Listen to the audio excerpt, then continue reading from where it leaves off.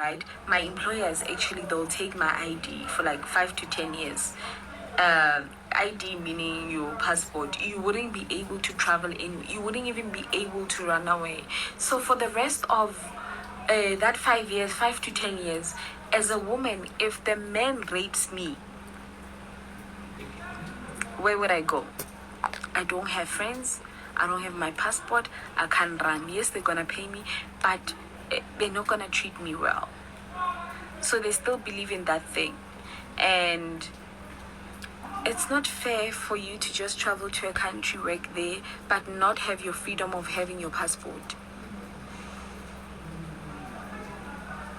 It's not even about Africans, perfect. It's not even about Africans, because most Africans that are there, they are well mannered, and then they have learned. And then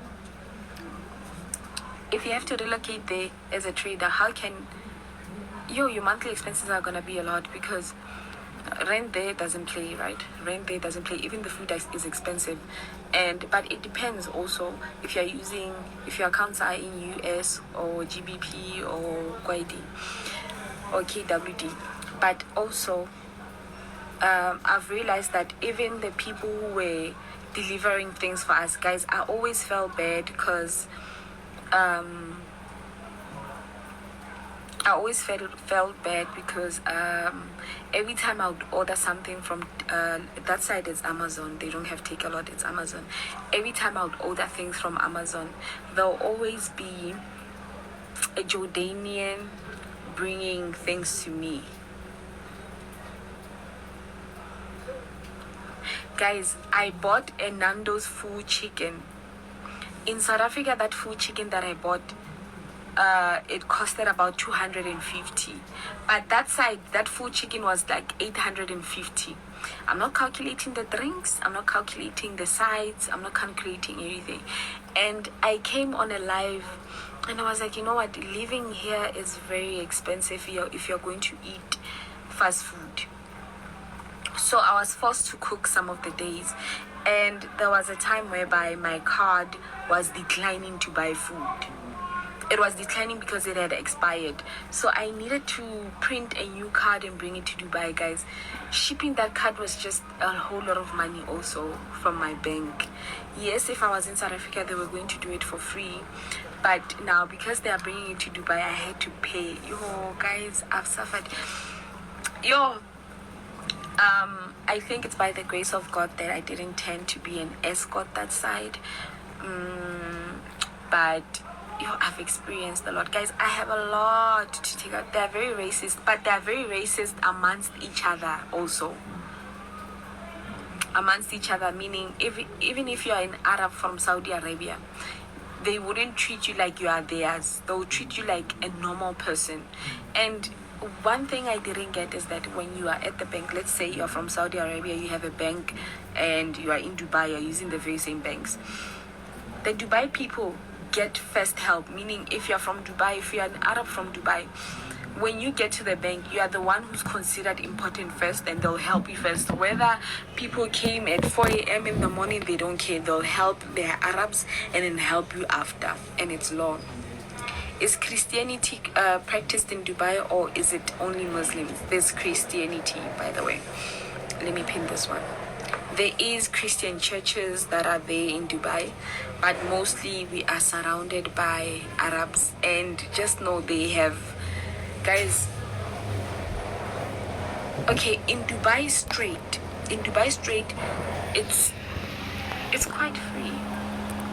Things are done at a pace, they're done at a lighter pace, right? Meaning you can walk with your bikini, but when you go to your Al Ain Abu Dhabi, it's very hard for you to walk in a bikini and not get somebody complain about you, and then you have to hide. Let's say you are at the mall in Abu Dhabi or in Al Ain, and then those Arab women complain about you that you're wearing short stuff. Do you know that the security from the malls, they will drive you out of the mall, or you need to wear something longer to cover up, because they don't feel like they are safe around you. Maybe they feel like you're gonna take their man. They'll go complain. So Christianity, yes, it is practiced around Dubai, but it's not a lot of churches, of course, because we know that it's an Arab country, so they will be practicing Muslim.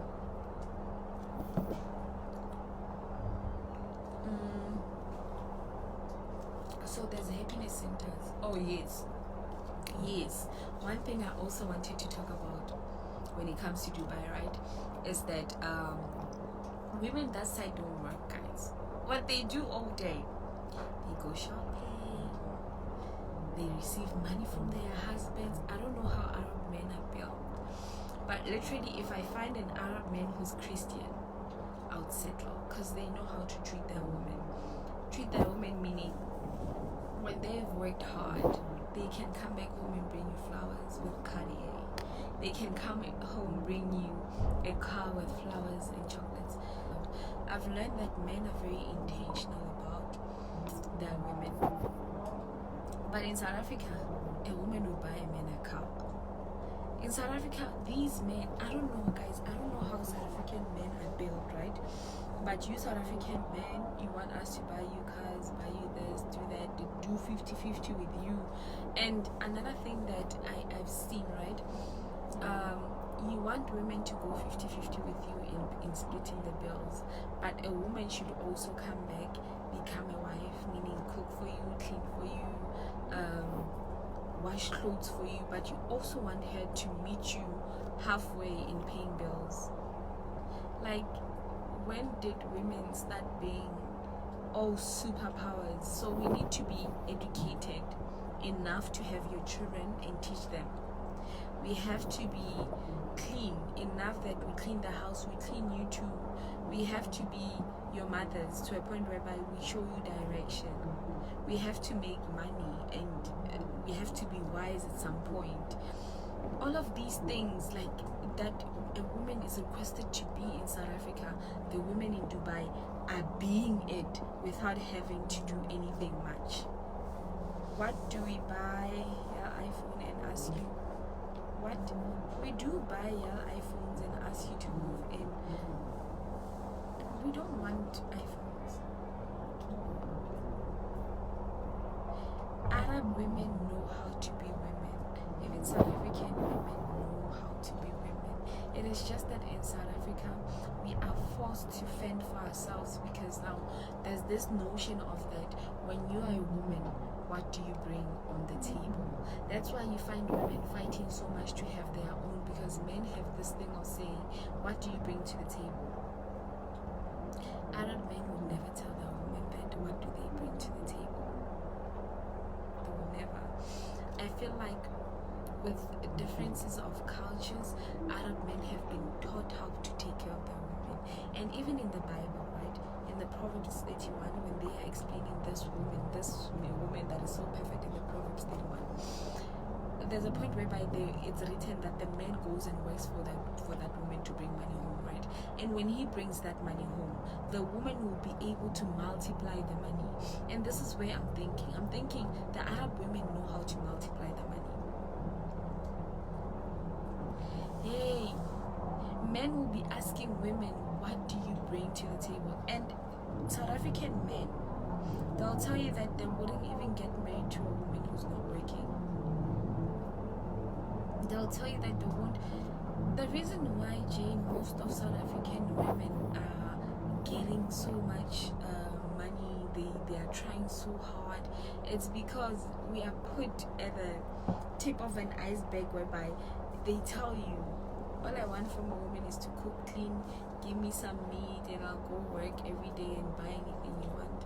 But also, the woman needs to know how to save money, because when you hit rock bottom, that money also, it's going to help you. Assume you found someone who is not expecting your finances.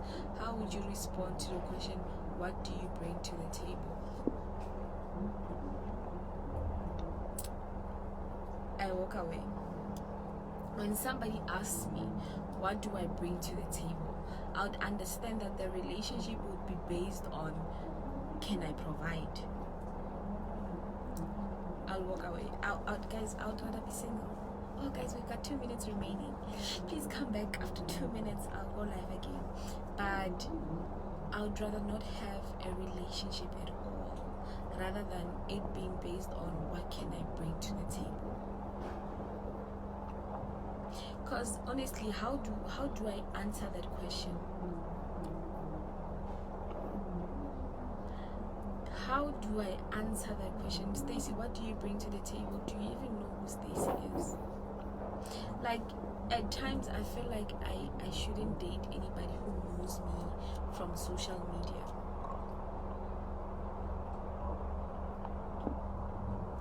Like, some of us, we've been taught how to cook, how to clean, how to take care of a man, wake up in the morning, fix, all South African men, meaning black, white, colored. I haven't dated colors and whites. So black men, they'll ask you. Black men will ask you.